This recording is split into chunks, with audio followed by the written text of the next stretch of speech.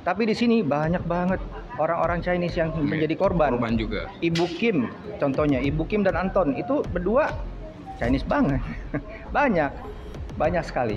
Kalau memang Pak Yoris ini ingin dianggap pengetahuannya jernih dan memang fakta dengan apa yang di lapangan, ya kami tantang. Kami tantang Pak Yoris untuk berhadapan dengan kami sebagai masyarakat yang memang terdampak. Yang jelas kami akan memperkuat gugatan yang dilakukan oleh tim advokasi, kan? Apa-apa aja nanti data-data di lapangan yang kami akan persiapkan, artinya termasuk bagaimana persoalan tentang sungai-sungai yang itu adalah fasilitas publik yang diuruk, gitu kan. Terus kemudian orang-orang yang mempunyai lahan kemudian tanpa ada transaksi diuruk terlebih dahulu, kemudian tiba-tiba didatengin dibawain duit 40 juta dan itu tidak ada proses transaksi, dan itu juga akan saya siapkan, gitu kan. Dan bagaimana kerusakan-kerusakan lingkungan yang ada di sana, baik dilihat secara hulu dan hilirnya, bagaimana mereka ngeruk tanah buat urugan pik itu, dan kemudian proses pengangkutannya juga sangat memakan banyak korban. Masyarakat yang mati tertabrak ada berapa, orang-orangnya siapa, dan mereka juga harus dijadikan data efek dari kejahatan proyek PIK 2 yang di PSN-kan ini. Laut di Pageri. Dan termasuk bagaimana nelayan-nelayan yang kemudian mereka mencari nafkah kemudian terganggu karena lautnya di pagar-pagar, gitu kan. Entah ini maksudnya apa. Yang jelas kami juga menduga bahwa pemagaran laut ini adalah kemungkinan kemudian nanti diplot dari atas dengan satelit, dan itu diklaim seolah-olah itu adalah tambak, dan kemudian ditransaksikan seolah-olah itu adalah pertambakan yang sebenarnya itu adalah laut yang dipagar di kotak-kotak, gitu kan. Nah, ini juga kita akan jadikan bukti di lapangan bagi tim advokat kami. Terima kasih. Bang Juju, itu kan banyak juga kalau nggak salah warga yang mungkin ya nggak berani untuk mengajukan atau berhubungan dengan urusan-urusan seperti ini. Gimana tindakan Bang Juju terhadap warga tersebut, Bang? Iya, mayoritas warga seperti itu ya, di mana banyak dari mereka tidak berani, jangankan menginformasikan ataupun melaporkan ya persoalan mereka, persoalan hukum mereka yang jelas-jelas mereka diintimidasi, gitu kan, dirugikan ya secara hukum.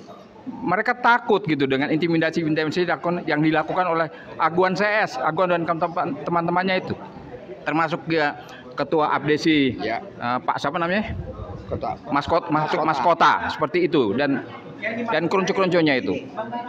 Yang dimaksud saya, jikalau kan udah ada posko nih Bang, nah orang udah mau datang nih ke sini, tiba-tiba di-cut di tengah jalan, itu kira-kira gimana menurut Bang Juju? Iya, artinya upaya-upaya pencegahan, penghalangan seperti itu tergantung keberanian mereka itu, dan mereka nggak perlu takut sebenarnya, karena kita sudah bentuk perwakilan Pak Holik ini di daerah-daerah kan, begitu. Ada perwakilan teman-teman di daerah, jadi nggak perlu takut, serahkan saja atau berikan atau informasikan kepada Pak Holik dan teman-temannya, begitu.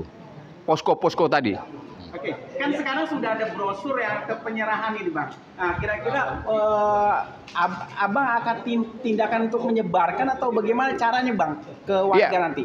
Kami sudah bagikan kepada diantaranya Pak Holik dan teman-temannya. Tentu kita berharap ya Pak Holik dan teman-temannya akan menyebarkan atau mendistribusikan ya sedapat mungkin secara maksimal kepada para petani ataupun nelayan di sekitar wilayahnya itu, wilayah Banten terutama, seperti itu. Oke. Ya, mungkin saya ingin bertanya kepada Pak Charlie ya. Kemarin kita dengar salah satu statement dari Alvin Lim. Ya. Beliau terkesan mengkritik apa yang dilakukan oleh Said Didu dan menarasikan seolah-olah ini adalah akan terjadi perpecahan antara etnis Chinese dengan etnis pribumi. Nah, sebagai mohon maaf ya masyarakat yang notabene dari Cina tampangnya ini, nah apa tanggapannya terhadap apa yang disampaikan oleh Alvin Lim tersebut? Kebetulan saya juga nggak begitu mengerti kadang-kadang apa yang Alvin Lim bicarakan, apa yang dia persoalkan. Jadi saya mencoba untuk tidak mengikuti, tapi saya selalu di pihak kebenaran dan saya selalu di pihak yang akan menuju ke untuk membongkar keadilan ini supaya ini tidak terjadi lagi. Dan apapun yang Alvin Lim ngomong, pendekatan saya sama dia sangat bagus. Hubungan saya sangat bagus, nggak ada masalah. Ya kalau memang dia berasa itu adalah statement yang racist, saya tidak bisa memberikan argumentasi. Itu kan setiap orang pandangannya beda-beda. Tapi di sini banyak banget orang-orang Chinese yang menjadi korban. Korban juga. Ibu Kim, contohnya Ibu Kim dan Anton itu berdua Chinese banget, banyak sekali. Jadi tidak ada kaitannya. Dan tidak ada kaitannya sama sekali. Dan justru salah satu begini, saya sering sekali datang ke acara seperti ini, dan yang saya sering dengar itu bakar. Dan saya tidak mau itu terjadi.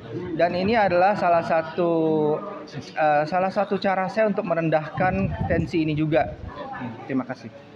Ya. Baik, terima kasih Pak. Ya. Ya, terima kasih. Oh iya, kemarin kan ada kesempatan Yuris. dari DPD dan beliau mengungkapkan bahwa PSN ini sudah sesuai dengan ketentuan yang berlaku sebagai masyarakat asli dari wilayah yang terdampak PSN. Apa tanggapannya Pak? Ya, kalau menurut saya sebagai masyarakat awam ya, saya pikir Pak Yoris ini adalah orang yang cacat dalam pengetahuan. Kenapa cacat pengetahuan? Pengetahuan itu bisa dilihat dari sumbernya gitu kan. Kalau sumbernya keruh, otomatis pengetahuannya juga keruh. Lah jangan-jangan ini Pak Yoris ini sumber pengetahuannya adalah dari abdesi gitu kan. Yang kemudian abdesi itu ada keuntungan di situ di proses transaksi tanah. Wajar kalau misalnya Pak Yoris ini menganggap bahwa proyek PIK 2 ini tidak ada masalah dan baik-baik saja buat masyarakat karena mungkin sumber pengetahuannya yang keruh. Mendapat informasi secara sepihak. Informasinya sepihak. Yang kemudian yang dijadikan sumber pengetahuan ini adalah sumber pengetahuannya adalah orang-orang yang memang punya kepentingan dari keuntungan transaksi tanah itu. Artinya kalau memang Pak Yoris ini ingin dianggap pengetahuannya jernih dan memang fakta dengan apa yang di lapangan, ya kami tantang. Kami tantang Pak Yoris untuk berhadapan dengan kami sebagai masyarakat yang memang terdampak. Ayo kita adu logika, adu argumentasi, bagaimana kita membahas tentang persoalan teori pengetahuan, hukum berpikir yang benar itu seperti apa, biar jangan kita ini cacat berpikir gitu kan. Ngomong gak ada masalah tapi faktanya di lapangan banyak masalah gitu kan. Artinya ini sama dengan pembunuhan pengetahuan Pak Yoris gitu. Nah termasuk juga satu lagi saya tambahin gitu kan. Siapa bilang tokoh-tokoh nasional itu memprovokasi kami gitu kan.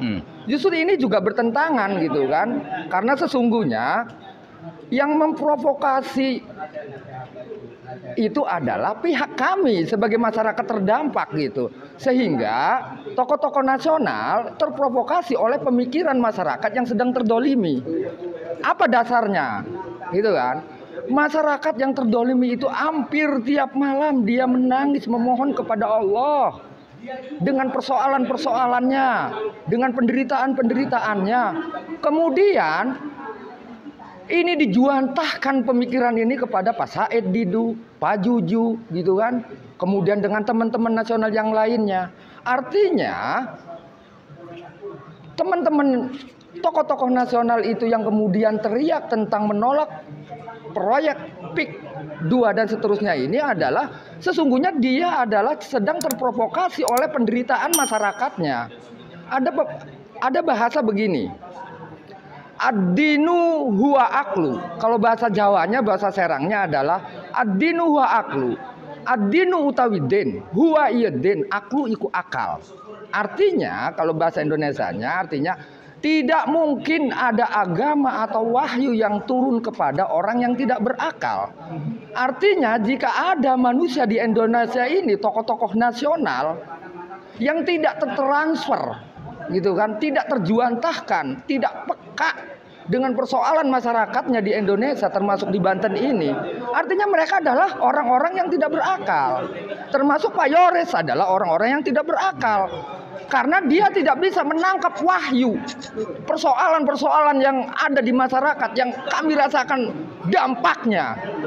Dan Pak Said Didu, Pak Juju dan yang lain-lainnya, Pak Khojenudin dan teman-teman para advokat yang membela mati-matian masyarakat Banten, artinya mereka adalah berakal. Dia bisa menerima intuisi dari Allah dan Allah mendengar apa yang menjadi jeritannya, jeritan makhluknya maksudnya.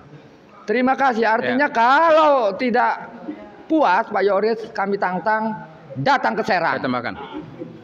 Ayo kita berdiskusi. Ya, terkhusus tadi sudah disinggung Pak Yoris yang juga adalah sebagai anggota DPD, di mana salah satu fungsi utamanya adalah mewakili aspirasi, mewakili kepentingan, ya, mewakili masyarakat yang diwakilnya itu. Seandainya terjadi hal seperti ini, jadi Pak Yoris belum ada konfirmasi dari pihak korban, pihak warga penduduk di PIK 2 sana di daerah Banten, tapi sudah ngomong ngecap kesana kemari bahwa abdesi itu yang dilaporkan kepada dia tidak ada masalah, lahan itu tidak masalah, tidak merugikan padahal faktanya merugikan sekali. Jadi anggota DPD seharusnya berpihak pada rakyat yang diwakilinya, jangan asal ngomong aja. Dan sampai sekarang anggota-anggota DPR RI itu yang terutama wakil dari Banten tidak ngomong juga, tidak bunyi. Ya kami berharap mereka bunyi. Mereka itu adalah wakil rakyat, ya, terutama yang wakil dari wilayah daerah Banten. Itu, ya, saya tunggu. Terima kasih, Kang.